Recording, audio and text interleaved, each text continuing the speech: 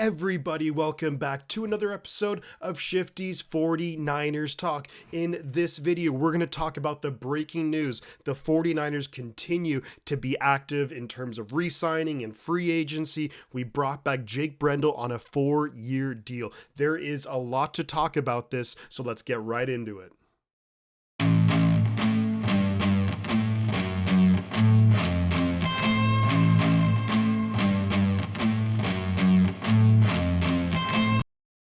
It was just announced on Twitter by Ian Rappaport that the 49ers have signed Jake Brendel to a 4-year deal. Now, looking at the financials of this, it's $20 million for a max value, $8 million guaranteed. And I think, to me, when I immediately see these numbers, my guess is that this deal is probably along the lines of essentially a 2-year deal worth about $8 million.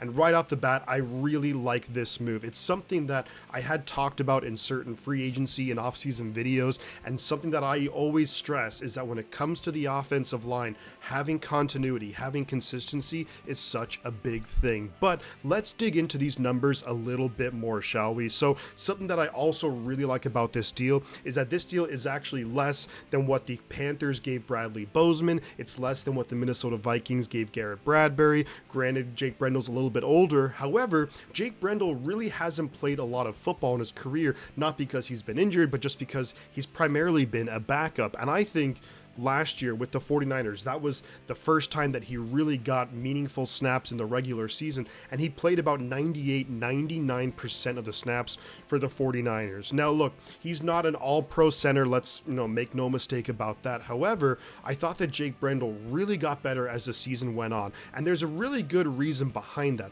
If you looked at the 49ers offensive line last year, week 1, the entire interior of the offensive line, left guard Aaron Banks, basically no regular season snaps. Jake Brendel, same thing. Right guard Spencer Burford was a rookie, so they really were going to struggle, and it was to be expected that they were going to struggle with a complex offense. Trey Lance hadn't started many games at quarterback, so struggles early on were to be expected, and that's what happened. However, as the season went on, these guys really grew strong together. And now let's focus a little bit more on some of these numbers and why I think it's such a great deal.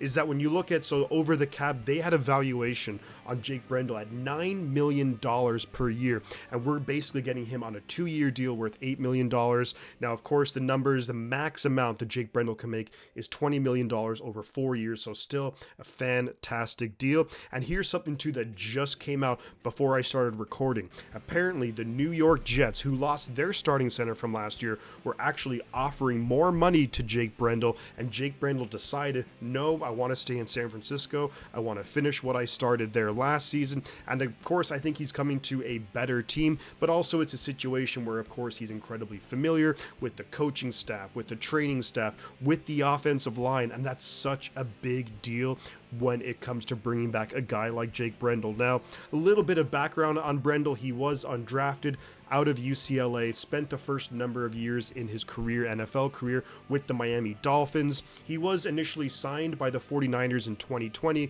then he actually sat out due to COVID. In 2021, he was the primary backup to Alex Mack. Alex Mack started every game, so he didn't really get pushed into service at all. But last year, when Alex Mack retired, we were all kind of wondering, how's Jake Brendel going to look? Early on, again, there were some question marks, but by the end of the season and into the playoffs, I thought he was playing pretty darn good football. And then you give him another offseason, working with Banks to his left, Burford to his right, getting that chemistry. It's just going to get stronger and stronger and stronger. So I really love this move. Now, if we look at some of the stats for Jake Brendel from last year, he only allowed 1 sack, which is huge. What a great performance, having not really started much football in the regular season ever before. Now, the big thing which he does have to clean up a little bit is his holding in terms of penalties. So he did have 4 holding calls, he had 3 false starts, he had a couple of other penalties. According to Pro Football Reference, he had 8 penalties, including 2 that were actually declined. Now, PFF has him at 12 penalties. I'm not exactly sure what the specific correct number is, but either way, I think that Jake Brendel was a guy who got better as the season went on. Certainly had his struggles. He's not an all-pro guy, but he's not making that money. We saw Jason Kelce, and Jason Kelce's fantastic, arguably, the best center in the league up there with Creed Humphrey. But Jason Kelce next year is going to make $14 million. And, Jake Brendel's going to make $8 million across 2 years is essentially what this deal is going to look like. So I love the move. So for all the reasons mentioned above, it's good value. He's familiar with the scheme. He played and was healthy all of last year. He's built that chemistry, and that's going to get better and better heading into this coming season. The other thing too, which I think you have to say, which is awesome news about this, is it really gives the 49ers some flexibility with regards to the draft. Before this move, if we didn't bring in a quality center to start, we would have probably had to have traded up in the draft, maybe into the early 3rd round, late 2nd round, get a guy like Luke Whippler or Tittman, one of those guys. But now we don't have to do that. Maybe we can take a center, maybe in like the 5th, 6th, 7th round, develop him for a couple years behind Brendel, or else we see what we have in guys like Nick Zakelj and Jason Poe. Maybe we don't even have to draft a center this year, depending on how the coaching staff and the team likes the development of Zakelj and Poe. So it gives so much flexibility. Now, of course, when we look at the offensive line, it also means that 4 out of our 5 starters are coming back. Colton McKivitz, who's again familiar with the team, chemistry with these guys, he's going to be right now the projected starting right tackle. But don't be surprised to see the 49ers trade up in the draft to get someone who they can plug in at right tackle for a long-term solution there. But overall, guys, I love this move. I think it's a really wise move by the 49ers. When I saw a 4-year deal, I was a little bit hesitant just because Jake Brendel is 30 years old. He'll be 31 at the start of the year. So I was thinking, no, 35 years old, not too sure about that. But a couple of things, when you saw the numbers come out, it's really a 2-year deal. Plus, again, Jake Brendel does not have much tread on the tires, as you could say, hasn't played a ton of football. So he's going to be fresh. He's going to be ready to go. And clearly, he wants to be here in San Francisco. So I love this move for all of those reasons. And I'm going to give this, in terms of a grade, I'm going to give this a really, really solid B+. If the money was crazy, if we're paying him like $8-9 million a year, that would for sure drop the grade down.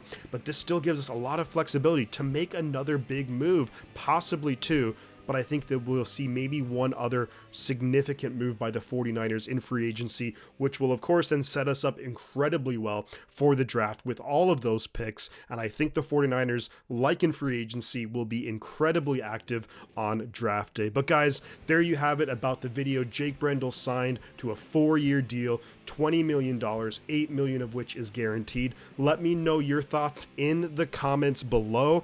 If you enjoy the video, if you enjoy the content, do drop a like on the video, subscribe to the channel if you haven't already, because that really, really helps out. And there you have it. We're going to leave it right there, guys. But before I head out, I'm going to say 2 things. The butt counts, and I'll catch you guys on the flip side.